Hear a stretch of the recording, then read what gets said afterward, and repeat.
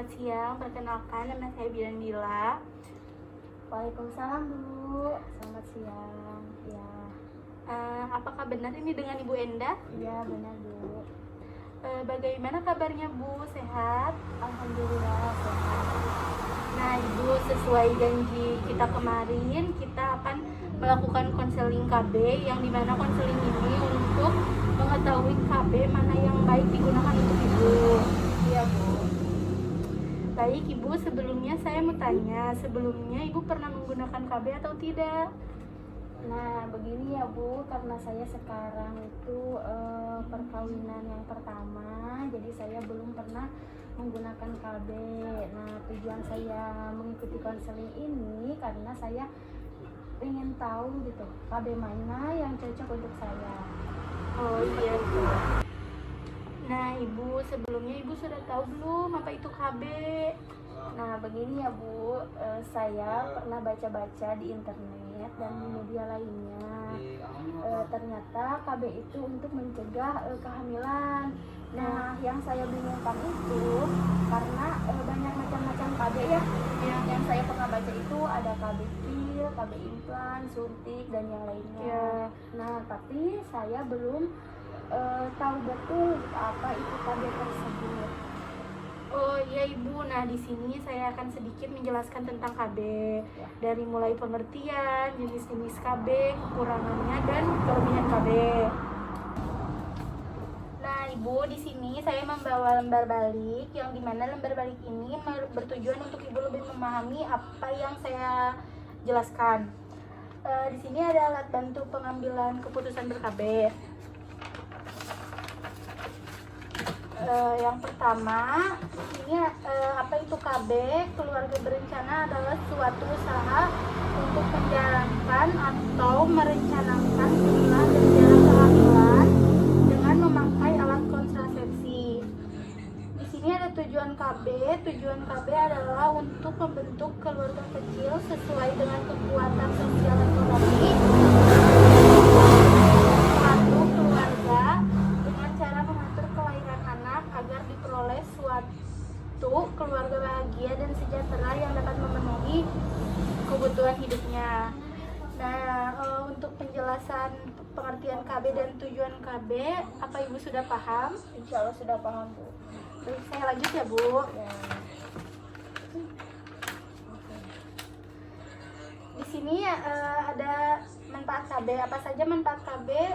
Yang satu, manfaat untuk ibu. Di sini ada mencegah kehamilan yang tidak diinginkan, menjaga kesehatan ibu, merencanakan kehamilan lebih terprogram. Dan yang kedua, ada manfaat untuk anak. Di sini ada mengurangi resiko kematian bayi, meningkatkan kesehatan bayi, mencegah kekurangan gizi, dan tumbuh kembang bayi lebih terjamin. Yang ketiga, di sini ada manfaat untuk keluarga, ada meningkatkan kesejahteraan keluarga dan harmonisasi keluarga lebih terjaga. Baik Ibu, apakah Ibu sudah paham terkait apa yang saya jelaskan tentang manfaat KB? Iya Bu, saya sudah paham dan ternyata banyak manfaatnya ya. Yang pertama itu bisa untuk bisa juga untuk dan manfaatnya itu bisa untuk keluarga juga. Ya, bisa dilanjut. Baik, saya lanjut. Di sini ada jenis-jenis KB. Yang ke-1, kontrasepsi atau KB hormonal. Kontrasepsi hormonal merupakan alat kontrasepsi yang digunakan sebagai cara mencegah kehamilan yang mengandung hormon. Alat kontrasepsi hormonal bisa digunakan dalam bentuk pil KB dan spiral atau yang bisa disebut sebagai intrauterine device atau IUD. Bagian A, KB pil KB adalah kombinasi yang memiliki kandungan progesterin dan estrogen. Yang kedua ada suntik KB. Suntik KB termasuk kontrasepsi yang cukup diminati banyak wanita. Alat kontrasepsi ini bisa digunakan setiap 1-3 bulan sekali. Dan yang ketiga ada susu KB atau implan. Implan digunakan dengan cara memasukkan susuk pada lengan atas bagian dalam. Ada beberapa jenis susuk yang memiliki masa penggunaan berbeda. Susuk 1 dan 2 batang bisa digunakan selama 3 tahun, sedangkan susuk 6 batang digunakan 5 tahun. Bagaimana Ibu sudah mengerti? Nah, Bu, saya izin bertanya mengenai pil KB. Nah, kan itu pil KB tersebut itu berbentuk pil yang bisa diminum. Nah, untuk diminumnya itu berapa hari sekali? Nah, baik Ibu, selanjutnya di sini ada gambar kontrasepsi atau KB hormonal. Ini gambar-gambarnya. Di sini ada KB pil yang berbentuk pil yang tadi saya sudah jelaskan, yang minumnya 1 kali sehari, yang harus teratur ya Bu. Misalnya jam 8 malam, harus seterusnya juga jam 8 malam. Nah, di sini juga ada susu KB atau implan yang sudah tadi saya jelaskan juga, dan di sini juga ada suntik KB seperti ini gambarnya ya Bu. Lanjut ya Bu. Nah, di sini ada jenis-jenis KB Bu. Nah, yang kedua tuh kontrasepsi atau KB non hormonal. KB non hormonal merupakan alat kontrasepsi yang tidak mengandung hormon sehingga penggunaannya tidak mempengaruhi kondisi hormonal dalam tubuh. KB non hormonal memiliki banyak keuntungan dibanding KB yang mengandung hormon atau KB hormonal. Pasalnya penggunaan KB non hormonal tidak mempengaruhi hormon sehingga efek sampingnya lebih kecil. Nah, di sini ada kondom. Kondom adalah selaput karet yang dipasang pada penis selama hubungan seksual. Yang kedua ada intrauterin depis atau IUD. Ya, IUD merupakan alat kontrasepsi yang memiliki bentuk seperti huruf T. IUD dapat digunakan dengan cara dimasukkan ke dalam rongga rahim untuk mencegah pertemuan sel telur dan sel sperma. Dalam pemasangan IUD biasanya menyisakan sedikit benang di vagina untuk menandakan posisi alat ini. Bagaimana Ibu? Sudah paham?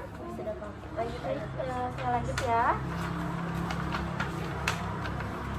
Di sini ada jenis-jenis KB. Yang ketiga kontrasepsi atau KB alamiah. Yang ke-1 senggama terputus adalah suatu metode kontrasepsi di mana senggama diakhiri sebelum terjadi ejakulasi intravaginal. Yang kedua ada kalender.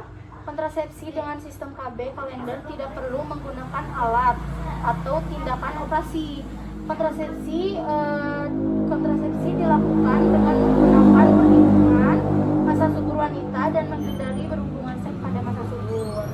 Yang ketiga ada laktasi, merupakan kontrasepsi yang mengandalkan aksi secara fisik.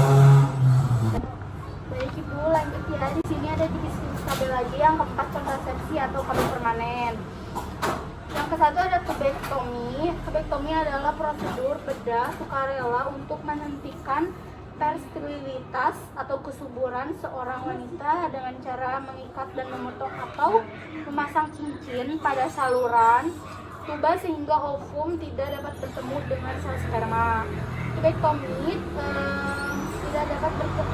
Tubektomi menjadi cara KB permanen bagi wanita yang yakin tak ingin memiliki anak. Tubektomi dilakukan dengan cara operasi sederhana, yakni hanya membutuhkan bius lokal.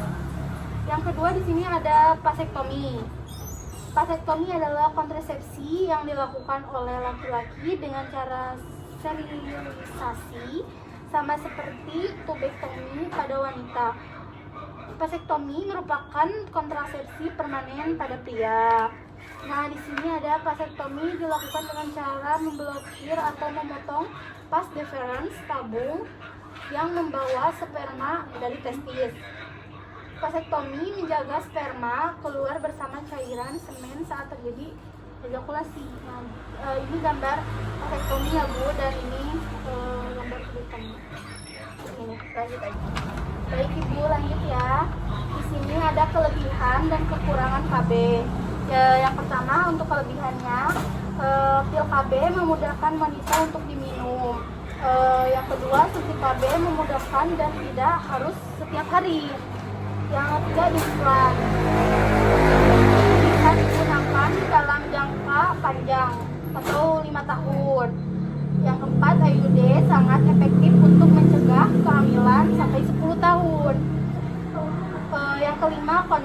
murah, mudah dicari, efektif bila digunakan dengan benar. Yang keenam, senggama terputus, tidak ada efek samping. Nah, untuk kekurangannya, yang pertama, pil KB terasa mual biasanya dalam 3 bulan pertama, Bu. Nah, untuk yang kedua, suntikan, kenaikan berat badan. Jika menghentikan penggunaannya, bisa hamil lagi dengan segera. Yang ketiga, implan, tidak boleh mengangkat yang berat-berat. Nah, yang keempat, IUD mahal, terasa sakit saat dipasang. Dan yang kelima, kondom mudah bocor dan tidak menjamin, Bu. Baik Ibu, untuk alat bantu pengambilan keputusan KB sudah selesai. Baik Ibu, sudah selesai ya yang saya jelaskan. Apakah Ibu sudah paham apa yang saya jelaskan? Insya Allah sudah paham, Bu. Baik. Nah, berarti Ibu akan sudah memutuskan untuk memakai KB apa? Nah, sekarang kan tadi sudah Ibu jelaskan ya terkait macam-macam KB, penjelasannya, terus manfaatnya, kerugian dan keuntungan ber-KB itu. Nah, sekarang saya ingin mencoba karena saya itu pernikahan yang pertama ya, Bu. Jadi masa-masa subur saya. Jadi saya tidak mau gitu menggunakan KB yang permanen dulu. Jadi saya ingin memutuskan memakai KB suntik aja. Nah, baik Ibu, kan Ibu ingin menggunakan KB suntik. Nah, kan di KB suntik itu ada 3. Ada KB suntik 1 bulan, 2 bulan, dan 3 bulan. Ibu ingin menggunakan KB suntik yang mana? Nah, saya ingin mencoba dulu KB suntik yang 1 bulan aja. Nah, baik Ibu, nanti saya akan memberikan KB suntik yang Ibu inginkan. Nah, baik Ibu, apakah ada yang dipertanyakan lagi tentang KB? Tidak ada, Bu. Nah, baik. Nah, nanti kalau saya sudah memberikan KB suntik kepada Ibu, Ibu bisa kembali lagi ke sini untuk konseling apa yang Ibu rasakan setelah menggunakan KB suntik. Ya, baik, Bu. Baik, mungkin sudah tidak ada lagi ya, Bu. Sekian, terima kasih. Assalamualaikum warahmatullahi wabarakatuh. Waalaikumsalam warahmatullahi wabarakatuh. Makasih ya, Bu. Ya, sama-sama.